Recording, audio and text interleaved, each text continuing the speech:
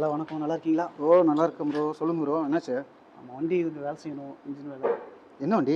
எஃப்செட்டு. இது எஃப்செட் இன்ஜின் தான். அப்படியா? ஃபுல் இன்ஜின் வேலை செய்யணுமா? ஆமாம் ப்ரோ. பண்ணிக்கலாம் ப்ரோ. எவ்வளோ ஆகுதுங்க? இதுக்கு என்னங்க ஒரு 16 17 முடியுதுன்னு நினைக்கிறேன் இன்ஜினுக்கு மட்டும். அவ்வளோ வருமா? நான் என்ன ப்ரோ, 6 ரூபா 7 முடிச்சுக்கலாம் பார்த்தேன். 6 7 முடிக்கணும்னா டிவி சுட்டி தான் ப்ரோ நீங்கள் வச்சுருக்கணும். எஃப்செட்டில் வச்சுருக்கீங்க? ஆமாம். இது பாருங்க, ஒரு சிலிண்டர் கிட்டோட ரேட் தெரியுதுங்களா? எமகா ஓய் தானே?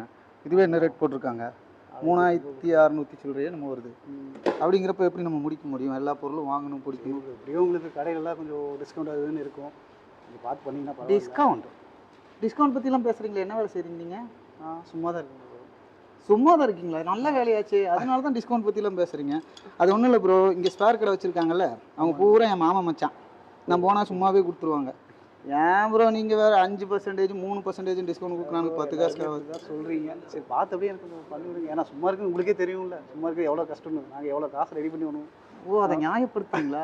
ப்ரோ எனக்கு நிறைய வேலை இருக்குது. உங்களுக்கு என்ன வேணும் இப்போ? என் வண்டி வேலை செய்யணும் கம்மியான விலையில். உங்கள் பேர் என்ன? ரகு. ரகுங்கிற பேருக்குலாம் வேலை செய்கிறதில்ல. என்ன ஒரு எப்படி சொல்லிட்டீங்க? ரகுங்கிற பேருக்கு வேலை செய்கிறது ப்ரோ. வெளியே போர்டு வச்சுருப்பேன், நீங்கள் பார்க்க முடியல வந்துட்டீங்க. அப்போ வேலை செய்ய மாட்டீங்க என் வண்டி. நன்றி. சரி, நீங்கள் வேறு எங்கேயா பண்ணிடுங்க. சரி.